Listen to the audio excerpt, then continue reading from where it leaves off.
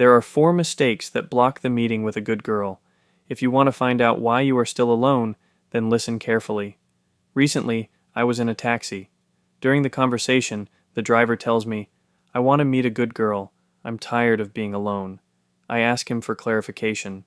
"Are you doing anything for that?" He says, "No, nothing." I decided to take it to the absurd and say, "That's strange.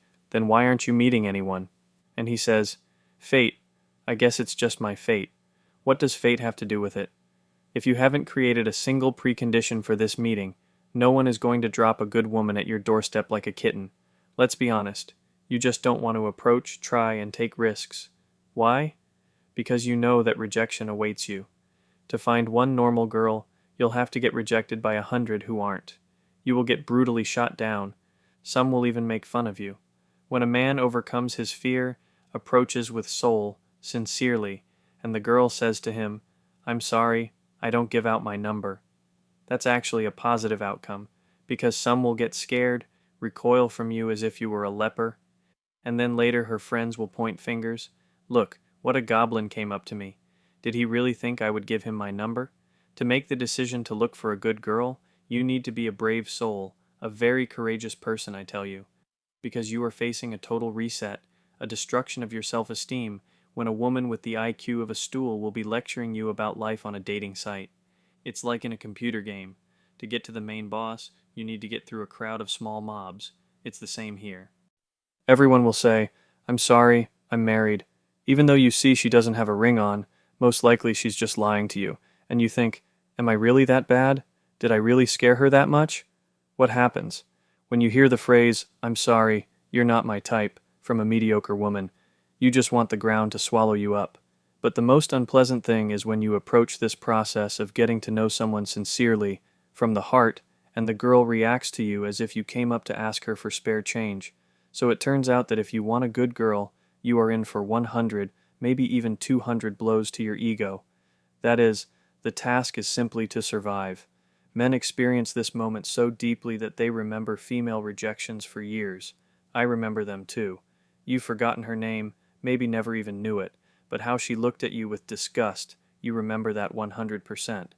As a result, the most sensitive, vulnerable men stop approaching women altogether, or they try to connect with someone once every 3 months, get rejected, and sit at home again. Rejecting you is the only power she has in her life. That's the moment she lived for, because she feels like a queen at that minute, and you are a pathetic beggar. And the worse a woman's self-esteem and brains are, the harder and more unpleasant her rejection is.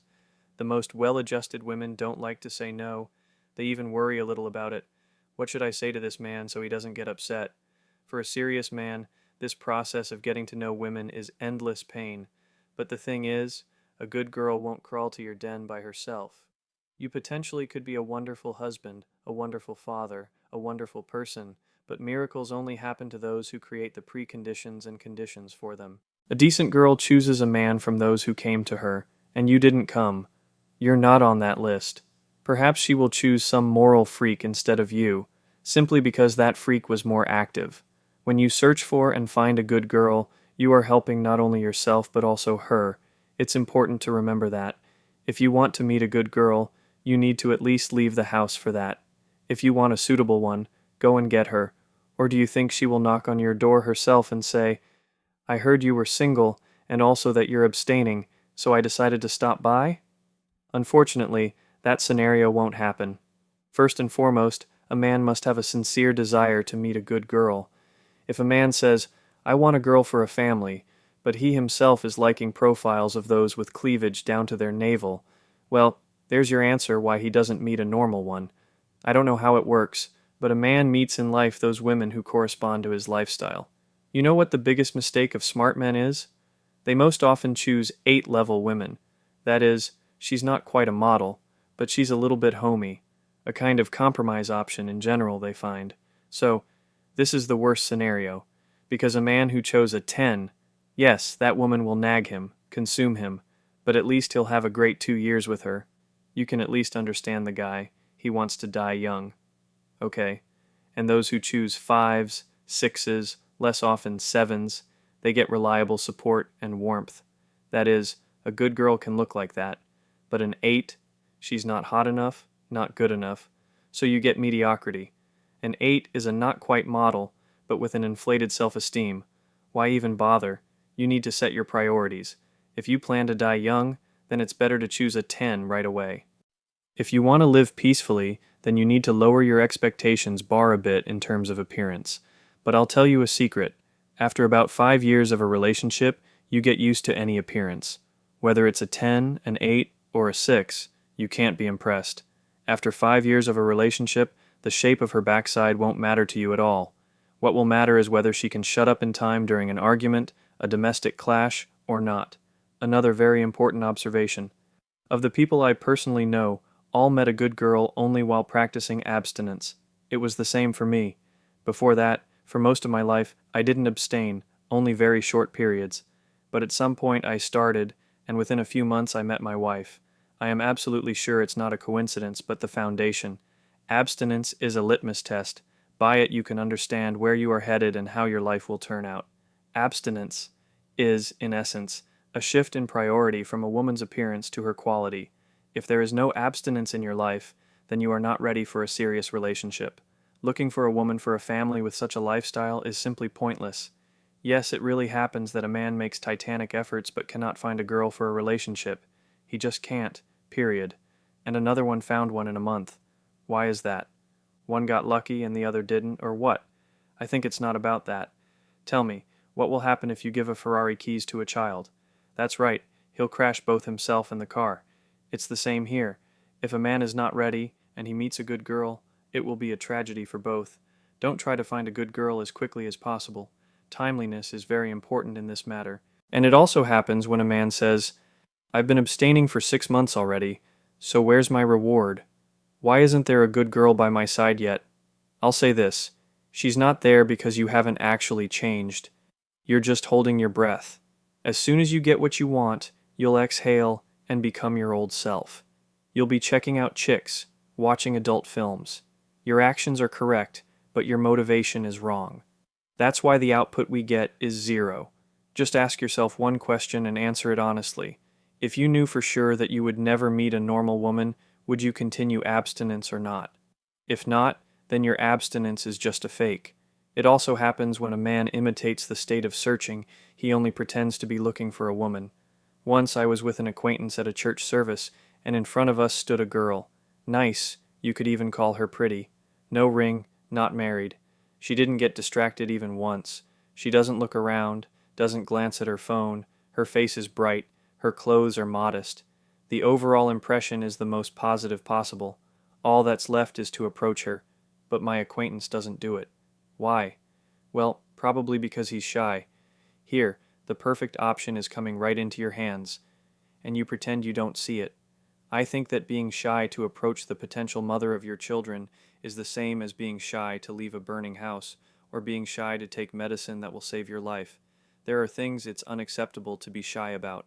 I know examples where a person prays for God to give him a wife, family, children, and then God places the perfect candidate in front of him, and the man simply ignores her and doesn't approach her, and then complains, Lord, why aren't you giving me a wife? So you were given one, you just didn't take her. It's important to remember that a man has only 2 attempts to build a relationship with a good girl. That is, if you made a mistake, the good girl turned out to be not so good, then your psyche switches to the mode, good, suitable ones don't exist. You've probably read such comments that all women are the same, there are no good ones left. These are written by people who have exhausted their attempt limit. So as not to join their ranks, you need to adhere to basic safety techniques. For example, if you meet a potentially suitable girl, forbid yourself from being happy for at least the first 60 days. Try to be as calm as possible. You can even convince yourself that most likely there is some problem with her until she proves otherwise. Why is this important? Because the more delighted you were, the harder you'll crash onto the asphalt, and the number of such blows, disappointments you can withstand is not infinite, it's a certain amount. Many have already been burned by this. You search for a woman for several months, and here she is, perfect, wonderful, but after 2 months it turns out it's not the one. After that, many just give up. Problematic women have worn down and intimidated many men. You don't have a big salary, no spacious home, no prestigious car either. Let's be honest. All of this is most likely not in the cards for you in your life. As a result, a man feels unworthy. Most men don't look for a woman for a serious relationship because, as it seems to them, they have nothing to offer her. I have quite a few acquaintances who only have non-serious relationships, because if you start a serious one, then the calculation begins. Where will we live? What will we live on? How will we live? That is, to let a girl into your life means to show what you have, to turn your whole life inside out. It's like inviting a guest home and not having cleaned up. A very similar feeling. You know what I'll tell you? You underestimate yourself greatly. It only seems to you that you have nothing to offer because all your life you've been evaluated by problematic women. But a good girl, she's different. She is extremely undemanding. She has no financial demands. You know what distinguishes a good girl from a bad one? A good one adapts to what is in her life, while a problematic one wants and demands what is not in her life. I know examples where a man found a suitable girl and they lived at her place because the man didn't have his own housing. So you say you have nothing to offer. Well, let's check that. A simple test. Can you provide food for your family every day? Yes. Provide protection? Yes. Emotional support? Yes. Will you love the children? You will. So what's the problem then? That you can't buy the latest iPhone or MacBook? Well, is that really critical? They often say that a man must get on his feet and only then start a family. Yes, I agree, it sounds logical, but in practice it looks like this. So you started, got to the point of earning. Now can you have a family? No. No, you need to earn more. Okay, started earning more. Now can you? No, you only have a one-bedroom apartment. Fine, bought a bigger one. Now can you? The neighborhood isn't right. Okay, you sell the apartment, buy another one, move. Now can you have a family? No. You need to give children an education, save up some money. Saved up. And now you're 55, and you're ready. But there's no one to live with. While you were preparing, your whole life passed you by. That is, this process of increasing comfort, it's endless. A stage of 100% readiness for family life does not exist. No one was ever ready for children. That is, the first child is a shock. Always, for everyone. No one is ready. You become ready when you are already doing it. If you want to be ready, then just start. But there are men who say, I won't touch the good ones. I'm not ready for them yet. What if I ruin the girl? It's like a thief, you know, who only robs the rich and says with pride, I don't touch the poor. My friend, you don't touch the poor because they have no money. There's nothing to steal. It's the same here. That is, it's not that the man is preserving the good girls. You choose the unsuitable ones because they attract you much more strongly. If tomorrow a very beautiful, curvy, young, long-legged, and at the same time well-adjusted good girl, whom you supposedly don't want to ruin, comes to your home, you won't refuse her. You just have to admit that you get off on the trash. But not only that you get off on it, that's one thing. You found a beautiful excuse to change nothing in your life. And now I'll say something important. You are already a winner because you are looking for a good girl for a serious relationship. You are 1 in 100,000. The majority live from one hookup to the next.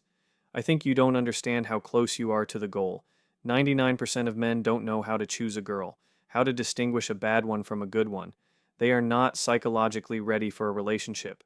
You are unique. You have already covered 95% of the path. You and I possess knowledge that no one else has. We just forgot about it. You have accumulated knowledge. You know all the principles. You are on the verge of a breakthrough. You have no competitors. You are like a diamond in a pile of crap. Any good girl, meeting you, will exhale and say, well, finally, you are doomed to success. That is, a person who wants a family, consciously looks for a good girl, and is ready to work on himself. He cannot not find one. He will definitely find one. Listen to me carefully. The very fact that you are watching this video, thinking about this, looking for answers, that is already a victory. You are special.